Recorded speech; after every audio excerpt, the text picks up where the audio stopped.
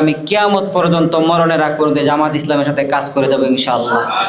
আমি জামাতে ইসলামের সাথে কাজ করার জন্য আমি মুহতামিমের দায়িত্ব ছেড়ে দিয়েছি, মসজিদ ছেড়ে দিয়েছি। এটা নিয়ে যেভাবে ব্যাপকভাবে মিডিয়াবাজি করা হচ্ছে বা এটাকে কেন্দ্র করে যেভাবে হাইলাইট করা হচ্ছে যে যেন টোটাল কওমি অঙ্গন জামাতে যোগদান করে ফেলেছে। এই দীর্ঘদিন পড়াশোনা কওমি মাদ্রাসার শিক্ষকতা যে একটা অভিজ্ঞতা হলো, ওইখানে মাওলানা মওদুদী রহমতুল্লাহ আলাইহি সম্পর্কে যা বলা হয় তার সিংহভাগ ভুয়া।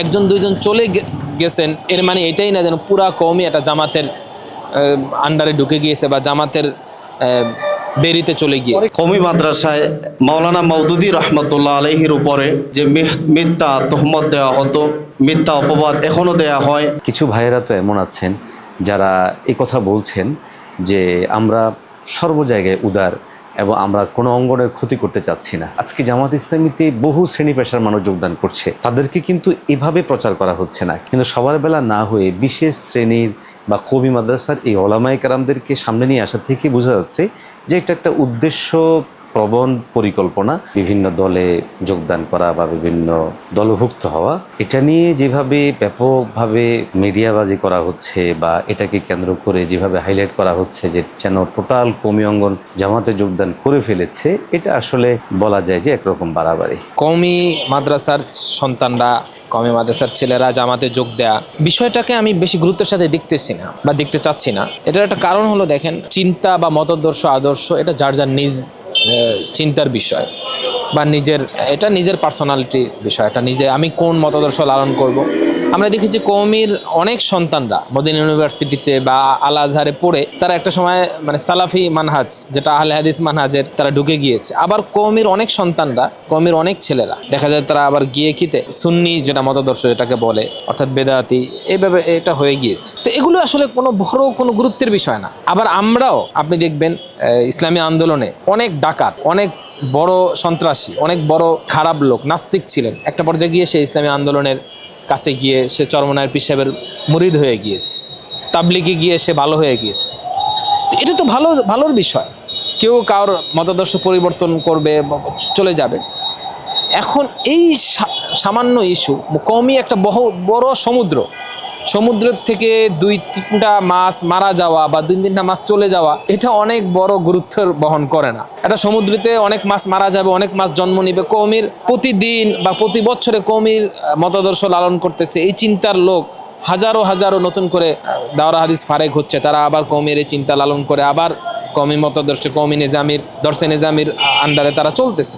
একজন দুইজন চলে গেছেন এর মানে এটাই না যেন পুরা কওমি একটা জামাতের আন্ডারে ঢুকে গিয়েছে বা জামাতের বেরিতে চলে গিয়েছে। অনেক জামাত ইসলাম আছে, অনেক মওদুদী আদর্শের লোক আছে, আমরা দেখেছি তারা মওদুদী আদর্শ থেকে তওবা করেছে যে এটা ভ্রান্ত আদর্শ, এটা আমরা এখান থেকে তওবা করে আমরা সহি মানহাজে, সহি তরিকে আমরা চলতে চাই, এভাবে তারা ফিরে এসেছে। কিন্তু এই নিউজগুলো পাবলিক হওয়াটা বা এই নিউজগুলো প্রচার হওয়াটা উদ্দেশ্য প্রণোদিত। এখানে আমরা যদি দেখি তাহলে আমরা দেখব যে হিজবুত তাওহীদে একই কাজ করছে। অনেক সময় 2-1 আলেমকে তারা যখন পায় তাদের দলের, তখন দেখা যাচ্ছে যে কোনোভাবেই হোক এই লোককে অনেক বড় করে তুলে ধরার চেষ্টা করা হয়। একইভাবে অন্যান্য এই যে বাতিল গোষ্ঠীরা আছে তাদেরকেও আমরা একই প্রবণতা করতে দেখি, যে যখন তারা কোনো আলেমকে পাচ্ছে তখন তারা সেটাকে খুব হাইলাইট করে প্রচার করছে। অতএব এই যোগদান বা এই অংশগ্রহণ এটা কওমি অঙ্গনের জন্য বড় কোনো ধরনের প্রভাব তৈরি করবে না।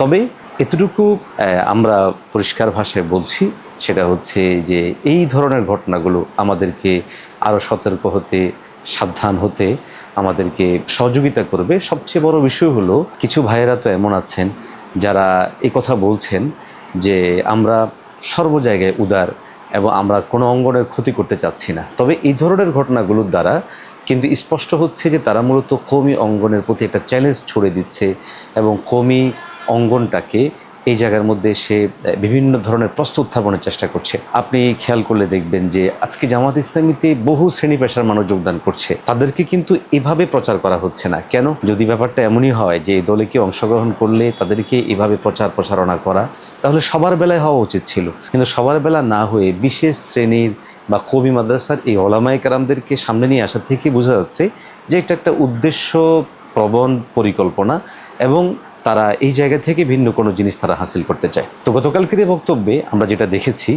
যে যারা আসলে বক্তব্য দিচ্ছেন, ভয়ঙ্কর ও ভয়াবহ দিক হলো আগে যখন আমাদের বিজ্ঞ ওলামায়ে কেরামগণ সেই 1940 সালের সময় থেকে, যখন থেকে মওদুদী সাহেবের বিভিন্ন বিভ্রান্তি ও বিচ্যুতিগুলো প্রকাশ পেতে শুরু করেছে, যখন আমরা এগুলো বিষয়ে বলতাম তখন তারা বলতেন যে দেখেন আমরা কিন্তু মওদুদী সাহেবের আকীদা গ্রহণ করি নাই। কিন্তু আজকে দেখা যাচ্ছে যে বিশেষত নতুনভাবে যারা জামাত ইসলামীতে অংশগ্রহণ করছেন বা জামাত ইসলামীর ওলামা বিভাগে যারা কাজ করছেন, তারা বিভিন্ন প্রোগ্রাম করে করে মওদুদী সাহেব একদম পরিষ্কার পরিচ্ছন্ন, তার কোনো ভুল হয়নি, তার কোনো বয়ান বক্তব্যে আলোচনায় কোনো ভুল ত্রুটি নেই, এ ধরনের বিষয়গুলো কিন্তু বারবার সামনে আনার চেষ্টা করছেন।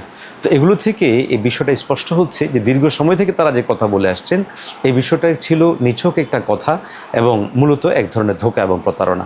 মূলত তারা মওদুদী সাহেবকে ধারণ করেন, ফলে আজকে ক্ষমতার সামান্য কাছাকাছি আসার সাথে সাথেই তারা ওনাকে পরিষ্কার পরিচ্ছন্ন করে ওনার যে ইসলামের ব্যাখ্যা বিশ্লেষণ সেটাকে প্রতিষ্ঠা করার যে পথ সেটা কিন্তু তারা তৈরি করছেন, যার ফলে আমাদের দায়িত্ব হয়ে পড়েছে ইনসাফের সাথে ওনার যে সমস্ত ভুল ত্রুটিগুলো ছিল সেগুলো জিনিসকে উম্মার সামনে আমরা অবশ্যই নিয়ে আসব। আর এটা আনবো এই জন্য কারণ এই দলে যারা যুক্ত হচ্ছেন এর অধিকাংশ ভাই এটাকে দিন মনে করেই যুক্ত হন, ফলে আমাদের জন্য এটা আবশ্যক হয়ে গিয়েছে যে এদের যে ভুল ত্রুটিগুলো আছে সেগুলোকে সংশোধনী দেওয়া এবং এইগুলো সংশোধনের মাধ্যমে দলটাকে পরিশুদ্ধ করা। আমরা এই বিষয়টা স্পষ্ট করে বলছি, মওদুদী সাহেবের সাথে ওলামায়ে কেরামের দ্বিমত বা ভিন্নতাটা রাজনৈতিক নয়, এটা টোটালি ধর্মীয় বিষয়। এবং মওদুদী সাহেব যে সমস্ত বিষয়গুলোতে ভুল করেছেন, কোথাও আয়াতের ব্যাখ্যা করতে গিয়ে, কখনো আকীদা বর্ণনা করতে গিয়ে, কখনো মাসআলা বর্ণনা করতে গিয়ে, এই যাবতীয় বিষয়গুলো একবারে প্রমাণিত এবং সুস্পষ্ট। আমরাও একাধিক বয়ান বক্তব্যে আলোচনায় সে বিষয়গুলোকে তুলে ধরেছি, সে বিষয়গুলোকে আলোচনা করেছি। দেখেন, আলোচনা করতে গিয়ে ধরেন আমি শামসুদ্দোহা আশরাফি যদি আলোচনা করতে গিয়ে কোনো একটা আলোচনায় ভুল করি, তাহলে এর দ্বারা কিন্তু এটা দাঁড়ায় না যে আমার এই একটা আলোচনাকে ভুল ধরে আপনি আমার সমস্ত আলোচনাগুলোকে ভুল প্রমাণ করবেন, অথবা আমার ভুলের কারণে কওমি ঘরানার সমস্ত আলোচকদের আলোচনাকে ভুল প্রমাণ করবেন। এখানে আপনাকে একটা বিষয় আমি পরিষ্কার করে বলি, সেটা হচ্ছে আসলে কোনো আলোচক হয়তো আলোচনা করতে গিয়ে মওদুদী সাহেবের ব্যাপারে কিছু বিষয়ে এমন দুইটা পয়েন্ট নিয়ে এসে যে দুইটা পয়েন্ট হয়তো প্রমাণিত না। এখন এটাকে কেন্দ্র করে টোটাল বলা হচ্ছে যে উনি কোনো ভুলই করেননি। তো আমরা চ্যালেঞ্জ ঘোষণা করছি ভাইদেরকে যারা এই ধরনের কথাগুলো বলেন, ঠিক আছে আসেন না আমরা বসি, কিন্তু এগুলো কথা বললে কী হয় জানেন, ওনারা যেটা করেন সেটা হচ্ছে, যেমন ডক্টর আবুল কালাম আজাদ ভাই খুবই অ্যাক্টিভ একজন মানুষ, ওনাকে একাধিকবার আমরা বলেছি ভাই আপনি যে লেভেলের, আলহামদুলিল্লাহ আপনি আমাদেরকে চিনেন, আমরা আপনাকে চিনি, এবং আমরা আপনারা যদি একসাথে বসে পরস্পর বিষয়গুলো আলোচনা করি তাহলে সেটা সুন্দর হয়। কিন্তু দেখা গেল তারা কি করেন সেটা হচ্ছে যে আরও অনেক লো লেভেলের বা মাত্র জামাতে যোগদান করেছে এমন 2-4 জন ভাইকে এনে আমাদের সামনে লেলিয়ে দিচ্ছেন যে আপনারা এদের সাথে বসেন। তার মানে হচ্ছে উদ্দেশ্যটা সংশোধনী না, উদ্দেশ্য হচ্ছে নিছক অনলাইনে এগুলো বিষয়কে অ্যাক্টিভ রাখা এবং পারস্পরিক যে দূরত্বটা আছে এটাকে আরও মজবুত করে রাখা। তো আমরা দৃঢ়তার সাথে বলছি, মওদুদী মরহুমের ব্যাপারে আমাদের পূর্বসূরি ওলামায়ে কেরামগণ যে সমস্ত ভুল ত্রুটির ব্যাপারে আলোচনা করেছেন, আমরা যেগুলো ব্যাপারে আলোচনা করেছি সেগুলো দলিল ভিত্তিক, তথ্য ভিত্তিক, এবং সেগুলোর দলিল আমাদের রয়েছে।